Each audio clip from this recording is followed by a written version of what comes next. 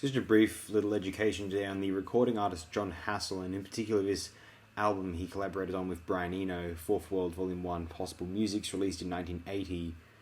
And I'm going to read out information associated with this album and then bio of Jon Hassell himself. So Fourth World Volume 1, Possible Musics is an album by Jon Hassell and Brian Eno. It was recorded at Celestial Studios in New York City and released in 1980 by Editions EG, an imprint label of EG Records. Fourth World Music is a musical aesthetic described by Hassell as a unified primitive/futuristic sound combining features of world ethnic styles with advanced electronic techniques. Upon its release, the album received praise from a variety of critics.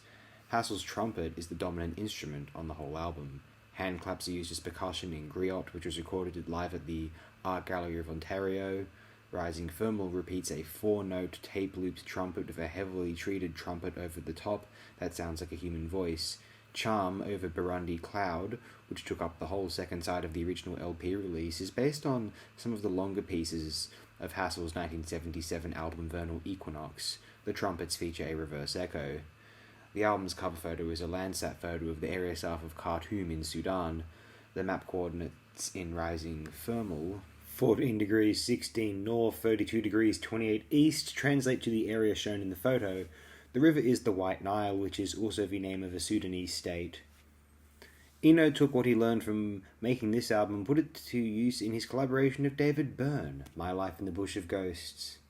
Hassell apparently considered that album too commercial and castigated Eno in Andy Warhol's Interview magazine for his methods and lack of musical pedigree. Eventually they were reconciled. Goodness, some Jon Hassell interview. I might read excerpts from that.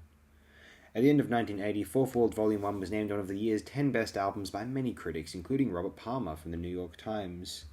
Village Voice critic Robert Christgau, I hope I'm pronouncing that incorrectly, ranked it 6 on his year-end list for the Paz and Jop poll. In Christgau's record guide The 80s, 1990, he deemed the record ambient esoteric kish that was the most seductive and best thing Eno's put his name on since Another Green World. Clyde McFarlane from The Quietus was even more impressed, writing that the album's 5 brilliant recordings channel some deep psychological urges, breathe excitement, and are underlined by a heart-pumping, stick-whacking, distinctly human pulse. According to Ann Powers in the Spin Alternative Record Guide 1995, Fourth World Volume 1 pioneered the syncretic approach to world music, with which so many artists experimented during the 80s. Now on to Jon Hassell himself. Jon Hassell, born March 22, 1937, unfortunately passed on June 26, 2021, was an American trumpet player and composer. He was best known for developing the concept of Fourth World music, which describes a unified primitive/futurist sound combining elements of various world ethnic traditions with modern electronic techniques. The concept is first articulated on Fourth World Volume 1, Possible Musics, his 1980 collaboration with Brian Eno. Born in Tennessee, Hassell studied contemporary classical music in New York and later in Germany under composer Karlheinz Stockhausen. He subsequently worked with minimalist composers Terry Riley on a 1968 recording of In C and Lamonte Young as part of his Theatre of Eternal Music group, and studied under Hindustani singer Pandit Pran Nath. His association with Brian Eno in the early 1980s would introduce Hassell to a larger audience. He subsequently worked with musical artists such as Talking Heads, David Sylvian, Farafina, Peter Gabriel, Tears for Fears, Annie DeFranco, Techno Animal, Ry Cooder, Moritz von Oswald, and Carl Craig. Born in Memphis, Tennessee, United States, Hassell received his master's degree from the Eastman School of Music in Rochester, New York. During this time, he became involved in European serial music, especially the work of Karlheinz Stockhausen, and so after finishing his studies on Eastman, he enrolled in the Cologne Course for New Music, founded and directed by Stockhausen, for 2 years, where he met Ermin Schmidt and Holger Zuke, who would later go on to form Can. Hassell returned to the US in 1967, where he met Terry Riley in Buffalo, New York, and performed on the first recording of Riley's seminal work In C in 1968. He pursued his PhD in musicology in Buffalo and performed in Lamonte Young's Theatre of Eternal Music in New York City, contributing to the 1974 LP Dreamhouse 17. On his return to Buffalo in the early 1970s, Hassell was introduced to the music of Indian Pandit Pran Nath, a specialist in the Quranic style of singing. Young, Hassell, Marianza Zila, and Riley went together to India to study with Nath. His work with Nath awoke his appetite for traditional musics of the world, and on the album Vernal Equinox he used his trumpet, treated with various electronic effects, to imitate the vocal techniques to which Nath had exposed him. He stated, "From 1973 up until then, I was totally immersed in playing raga on the trumpet. I wanted the physical dexterity to be able to come into a room and be able to do something that nobody else in the world could do.